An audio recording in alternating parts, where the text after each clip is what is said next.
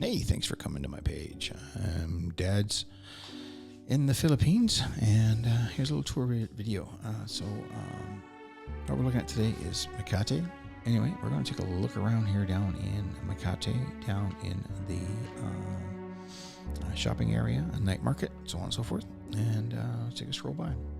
So a couple of things that you're going to notice is that in the city of Manila, a lot of it is pretty well developed and pretty well, more of a modern city compared to where you are out in the provinces. So once again, if some of your conveniences that you want to get used to is, North American food, there's a lot of American chains there like Starbucks, McDonald's, Wendy's, so on and so forth, for your fast food. Just be warned that, just let you know that if you're into a good burger, they're kind of hard and few to find, even on the chain side of it. They're not the same as back in North America like Canada and the United States. But, like I said, the main reason why I chose this place is that for affordable living, people are awesome, the culture's there, and there's no fucking snow, pardon my language. It's nice to actually walk around in a t-shirt and shorts all the time. When I did the move here, it was kind of interesting of what to bring and what not to bring. And, you normally you grab your stuff and you're heading out the door and you, grab your jacket and so on and so forth. And I'm like, I don't need this. It's the same as when we go to Green Hills and go shopping down there. People are selling winter coats and people are coming to me and go, "Oh, sir, winter coat. I'm like, yeah, I really don't need one here right now. It's kind of not needed." Anyway, just have a watch through of this video, walking around down the Makati area, and relax and enjoy. If you're thinking about coming here, a couple of things you might need to get used to. First of all is the heat. My first 3 months here, I was always severely dehydrated. Always. I mean, to the point that, it was bad. And I didn't realize it because you're always sweating and it's always a bit of heat. And if you're not used to drinking water, you have to get used to it. So now I can tell you, I always have a 1 liter bottle with me, and I'm always chugging that 3 or 4 times a day. And, you're kind of sweating all that out at the same time. Another thing to get used to is the use of paper money. Paper money is money is king here. Cash is king, as they say. There's a new thing going on with Gcash. I'm still having struggles trying to get this thing authorized. It's kind of a joke at our place. I put my face up on it and it just doesn't work. And I'm trying everything possible to get it set up. So I'm on my last ditch right now that I've actually emailed the company, sent them my visitor visa and my photo ID, and I'm hoping that in the next couple of days or so they will get me up and running, because Gcash seems to be the way of moving things around as well if you don't want to carry cash with you. A expatriate about a week ago got mugged and severely injured for 50,000 pesos on him. Now, as a Canadian, 50,000 pesos, it's a bit of coin. It's like about $1,200 Canadian with them. But and you don't really want to be walking around with that much anyway. I usually take my limit to about 8 to 10 with me all the time, and that's about that. That usually gets me through for about a week or so. Now, imagine me saying that. 10,000 pesos gets me a week of spending. That's like $260 Canadian. And that includes dinner, food, entertainment, going out, fuel, all the stuff that you normally do on a normal day, a normal life, and $250. And that's eating out every day, sometimes 2 or 3 times a day. Like my daily ritual is roughly usually about 10 or 11 o'clock. I'll go to my local Starbucks and I'll have an iced drink and then a hot shot of espresso and maybe a snack. and that'll run me like $6 or $7 Canadian. It's crazy, the value that you get for your money here. So, that's one of the things you got to watch out for. The other thing is there's a lot of scams on the go. Now, if you're coming here looking for love, try to find a reputable website if you're trying to find somebody that way. Because most of the time you're going to get scammed into somebody that just wants your loving but your money more than the loving. And they'll empty out your bank account faster than you can shake a stick at, so to speak. And then you're stuck and going, whoa, what the hell? And another thing on that part, like if you are out here looking for people and that, I would venture to say just go to the same places over and over again. You'll meet lots of nice people anyway, and eventually you'll find somebody that you are interested into. Now, if you're a tourist here and you're only here for a couple of weeks, then you're on your own. You're going to pay for it and for that connection that you're going to get. But remember, it's a paid connection, not actually a lifelong loving connection if you're looking for that.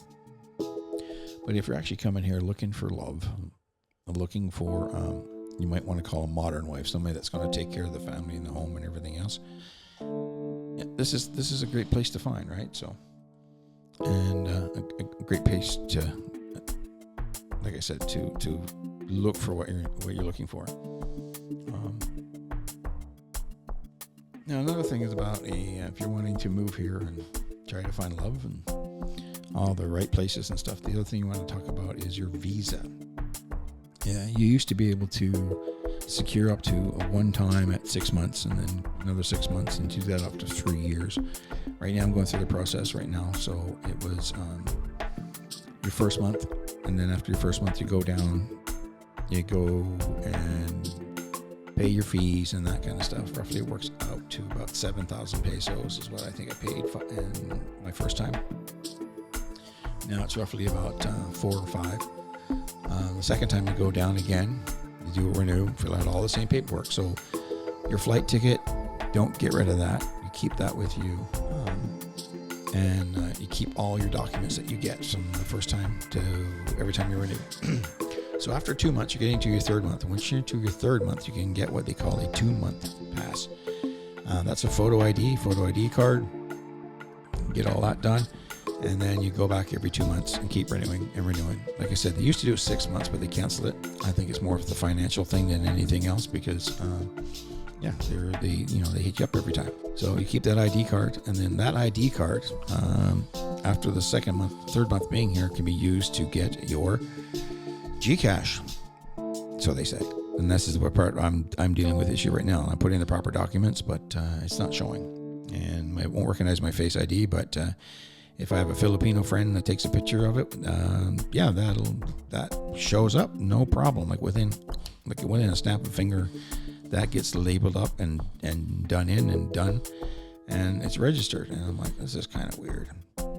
And then of course it gets kicked back because it's not the proper person, proper ID. So, like I said, right now I'm doing the final thing right now, and that it's emailed to my ID and then emailed my picture through the app. So I'm waiting for that to come through. So like I said, Gcash is a nice little app for sending coins, sending money to friends or whatever you need to get to. Also, there's a lot of barcodes out, so you go down to like the wet market and that kind of stuff, and it gets done. Anyway, so that's a couple of things. Just remember to, if you're going on a lot of expat sites, there's going to be a lot of negativity on there too. You just got to realize that it is the internet, and you will be getting opinions from everybody and everyone. And a couple things to be warned of. So if you're visiting here and you're going into some of the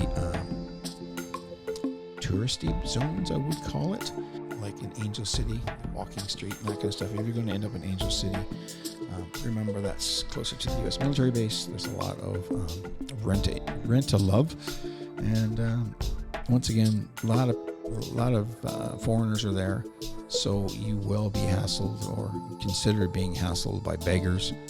Every time there's a handout stuck around in front of you. The first time is cute, and then you walk 4 feet, and then there's a bunch more, and you get everything from 4 or 5 year olds right up through to 80, 90 year olds with their hands out begging for stuff. And then, like I said, you've got a lot of the women of the evening. They call it walking around here. The other thing too is that people will open the doors and expect to get paid.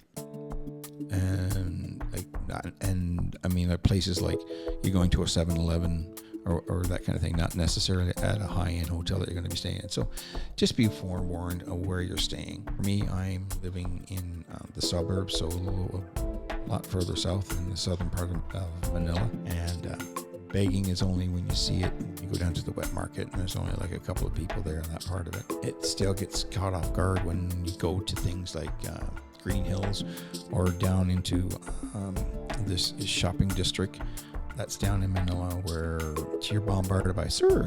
Like you go to Green Hills and you're walking through, sir, t-shirt, sir, jacket, sir, sir, this, sir, that. Like it's constantly in your ear. Me being ADHD, and sometimes when I'm a little tired there, it gets kind of exhausting after being there for a couple of hours. But it gets done, and I get used to it after a while, and you're trying to find a 30-second pause out just to reprogram your brain, kind of thing. So, like I said, just to be warned on that part of it. So, yeah, if you're here for a touristing side of it, it's a great place.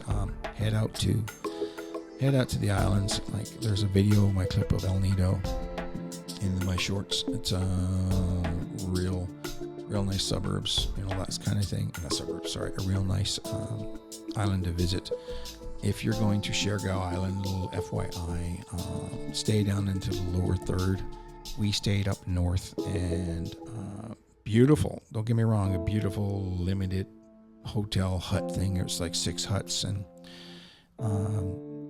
the owner was there and all that kind of stuff. And he's a retired American, just trying to making enough to live there and live the life. It's up north, so there's a bit more surfing if you're getting to surfing on the north side, but it wasn't where we were at.